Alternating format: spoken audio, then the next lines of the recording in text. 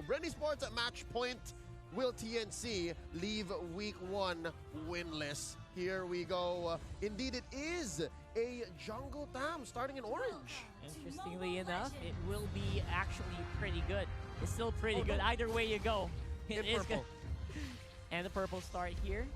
Obviously, they're going to be doing a bit more of a not unorthodox routing here. So, right, it's all going to be up to mid lane control here for Ogwen. I'm actually extremely curious about how Benfing's going to deal with this Diggy, actually. Yeah, Ben thinks here it's going to be tough for him to really set things up. It's going to be tough for him to be able to actually get into position without taking damage. But right now with how Ogwen is playing, you see him, he's just following Ben things. He's throwing those time bombs. So He's actually looking for Benfing. Yeah, he's looking for Ben things. He has his work cut out for him here. And now I get why BREN Sports went for the Claude and said it is safer. The Bruno, though in theory, would have been too much focus into winning the gold lane, that in terms of the team fight itself, it might have been too difficult going up against the long-range damage that a Sicilian can deal, and of course the close-up damage that a Valentina can deal. Look at the XP difference between SD and Kyle. Look at Kyle! Oh my goodness, he's fighting against level 2 people like, baby, kids, it is curfew. What are you doing? You should say babies. I would say kids. Sorry. My mind's like, they're so small like babies. To be honest, I will be terrified if an intimidating figure went up to me and like, watch out, babies. Instead of kids or children, I'm like, who says babies? I mean, Tams is a fire demon. He's the king of demons in the world of MLBV, so makes sense. Prime position for BREN Sports here to take the first turtle, but interestingly enough, TNC are holding on to a very small gold lead. Swings back over to BREN now as they pull the turtle over to their side. Yep, it's going to be a bit of a very... Actually, they're all level 4, so this is going to be a pretty still good fight for TNC. They take down Pandora to very, very low HP, but here comes the Cult Altar. Everyone's so low, but the same thing's going to happen here for TNC. Turtle will go over to Kyle TZ. Everyone has Cult Altars. You get a res, you get a res. Everyone gets a res, and Cram gets the first blood of the game onto Pandora. But BREN Sports walks away with the turtle. How though? I did not see that. He went for a deep cut. He went for a deep cut. I love it. Cram here, always on point, and this just proves and answers my question from earlier. How does the young Cram reset? And here he did. He says, I'm still on point. I know I can get Pandora, and he did. I like it because it kind of unleashes Cram, right? Instead of playing conservatively, like being the meat shield, the damage soak, you've got more freedom to actually roam around and maximize your mechanic. Yeah, and this is what I was asking for. It's a unique pick, but it does tick the boxes that you mentioned earlier, Rockhard, and the ones I was looking for earlier as well. And Kyle TZ, I love that this is how he's playing right now up against a lineup with a Karina. He's not afraid to invade. He's going to the jungle. He's taking away resources. Yeah, he's got so much bravado, basically, on this FAMs early on. You hit level 4 so fast, and I really have to find out how to do that because I level up so slow on the FAMs. So he's doing it so well alongside his teammates. And SD is actually on a level deficit. 2v2 here. Oh, man. I don't think they're going to go for anything at this point, but unless Cram kind of itches on a trigger finger, he is a level above Pandora. That's the advantage you get with the Valentina, and we got SD on the play here. Pandora very, very low. He's actually Look at him! Ah, there you go. Can Cram survive? That's a question. I don't think so, but if he has enough cooldown on the jump, he will be, but it will not reach him in time. That's a 1-for-1 on the bot side. This is bad for TNC because this is perfectly timed. BREN Sports, once Pandora respawns, it'll be turtle up, and then Cram has to catch up. Yeah, that's a lot. That's very, very close. And don't look at this. BREN is looking at that bush. They have control of this Tetris bush. Is that right? Is that what you guys call it? it's like a Tetris L, the Z. This one? Yeah. That's East River Bush. East River Bush. There you go. That's the official name. Benfing's Numenor Blast. Of course, Cult Altar is there. I'm gonna. That name's. I don't know why it's kind of Tongue twister. tongue twisting. We're gonna see it a lot. Yeah, we will see it a lot here in this game. Gotta get used to it. Oh my goodness, Joe! But Joe's down as well. No, he survives. What? Beautiful. Calculated up to the last HP bar. Big J got it! Big J J, man. It's a Big J Blaze. Big J play, check it out one more time. Underneath the turret, he knew exactly what was going on. This is not that moment. Nah, it's slowing down, but it is not it. There it There is. you go. Blazing duet. Yes. That's exactly what happened there. Just take it from us. It happened. It happened. You all saw it just happen. You had right to see it. Yep. You had to be there. You had to be there. And you were there. It's like you tell your friends a really nice story and then you just end it with you had to be there. Oh, Yeah. Cram though. Cram though. Yeah, you can't really co-alter yourself right there with two people on your tail. So there is one weakness to the whole Valentina Faramis thing. What? It's so fragile for the Valentina side. Yeah. Because you have to hold on to it, and then you have to wait for it. For the Faramis team, it's just, okay, we're ready. Yeah, I was born to do this. You know, if you're the OG Faramis, like I can do this all day. Literally original Faramis. Original Faramis, man. And it's a great adjustment that BREN Esports did. They started to realize we really have to deal with Cram right now. So 2 rotations into his lane to pressure him. Now he's going to be stuck on cleanup duty. Valentina isn't the fastest hero in the world. TNC will have to juggle who's going to be managing those side lanes.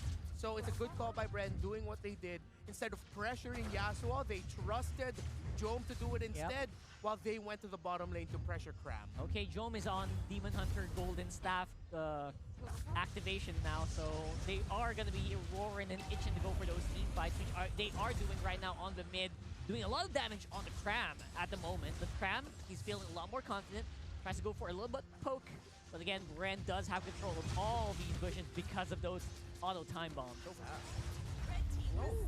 Wow. This is the last hurdle going over to BREN Esports, propelling them over about 2,500, 3,000 gold almost over TNC, and all turtles are over to the black and yellow. Yeah, whoever voted for Kyle TZ to get more objectives in this game, you guys are ahead so far, I think.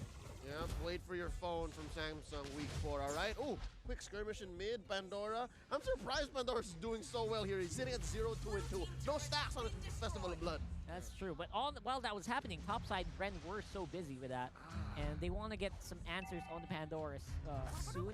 But here's the thing, I love so far that Few is the one in control of the Faramis. All that experience, you just gotta know when to activate the co-alter, and you're already giving so much to your team, you know? Yeah. And TNC traded it out.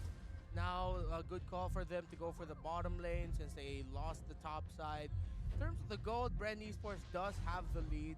Not that massive at this point, but if TNC loses another fight, gets picked off again, it's going to be bad news for them because BREN will have the opportunities now to make that an even bigger gap in terms of the gold. Already a Cloud of Destiny onto Few. Alters for both sides. Cram might be in trouble. Activates it so early, though. Oh, that's a boo-boo, isn't it? Bit of a miscommunication, but I think Oh, they there you forced go. it, Joe. There's Joe with the cold altar. And that will be the Blazing Duet. He's cut a little bit short there on the DPS. But it's fine. All they were going for was that turret in mid, and I love it. The modus operandi for BREN Esports is force Cram to use the cult altar soon, if he even has it. So TNC are sitting on what? A very frail 2-step plan, and BREN Esports, all they have to do is trip him up once. That's true. And while that was happening, Pandora also taking the turret on top side, scot-free. It's so easy for BREN Esports to execute here. TNC, they're going 250 IQ. This is too much. I have to say, this 4K goal lead feels like a lot bigger than it should be. And at this point, we're waiting for Escalera scaling. We're waiting for Yasuo scaling. Like, where's the damage going to come from? We're going to have to wait and find out, but we might wait not too long for that to happen. I think BREN wants to force the fight now. I'm wondering, what kind of Karina is this? This is Demon Slayer, so probably tank. Did he? I wasn't able to see I can't see the items. We yeah. should be able to see it, especially since we finished First Lord. That's true. We should see it soon. So for the meantime, it is the offensive for BREN Esports. They're setting up on the siege. You again scouting the beautiful ghosting through the path, through the walls. Soul Stampede, so nasty. So good, man. Again, that change on the Faramis, I think, just escalated him to S+++ tier. Alongside the cult altar, obviously, but Game changer. But now they're on the top side with the Lord, and they're just waiting for everyone to get in position. Yeah, gonna be a tough defense here for TNC. Cannot full commit outside of turrets. If they want to win a fight, they're gonna have to win a fight under the turrets. But Then they also have to space out because they have to be careful with Jome coming in with a blazing duet. So many things you need to consider and take into and to really watch out for just to survive a defense with a Lord marching in. And the Bunnies of Death on the side. And the Bunnies of Death as well on the side of BREN Esports, coming out of the Diggy as well. Impure Rage Diggy. It really is a thing. And right now, SD is taking some damage. Explosions on the top side will be clearing up some of that minion wave. And again, all TNC wants to do is buy time at this point. Let's just buy as much time as we can. That's the only thing probably screaming out their microphones right now. Just keep everyone alive. So far, this 6,000 gold lead by BREN Esports is maybe, I'd reckon, putting their timeline at about 15-16 minutes, given that nothing else bad happens. If TNC is still in this at the 15-16 minute mark, maybe we have a fight, maybe we have a game, but it doesn't look like BREN's gonna let that go. That's actually a very fair point. At this point, we're looking at the timers. The TNC's biggest enemy is the timers right now. If they can just keep doing what they're doing, keep rotating up to their lanes and clearing it up. Yeah, and there it is. It's a more tanky build Karina. Classic Arena. There is now a... I saw Windtalker get picked up by Yasuo, but it's not on... It's there. Sorry, Wind of Nature, Wind of Nature. Oh, yeah, it's not there yet. Yeah, it's not there yet. But rather... It's there, for sure, right? You have Cram with the Divine Glaive as well, so... They have a good amount of items to potentially turn a team fight started by BREN into...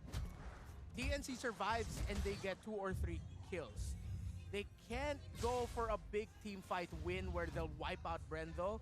You know, if that happens, that means BREN messed up somewhere and TNC were able to do the right call or make the right play to actually make it a wipeout. Look at the freeze. BREN Esports so in sync across the map. Don't give them waves. Because again, if you're buying time on the map, all you can do is pray for minion waves. And if you're denying it just the way BREN Esports is, while waiting for the Lord, then you're setting yourself up for success. Pandora buys an Oracle here, and right now, eyes on the Luminous Lord, 12 minutes in.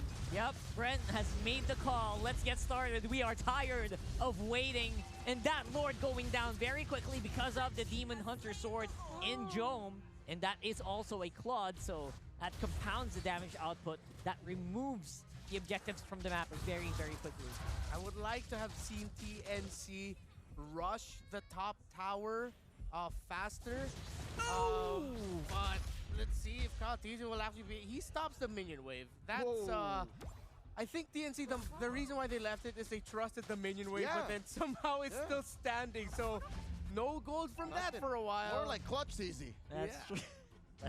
Clutch TZ. I'm here till today. That's true. And then next week. Yes.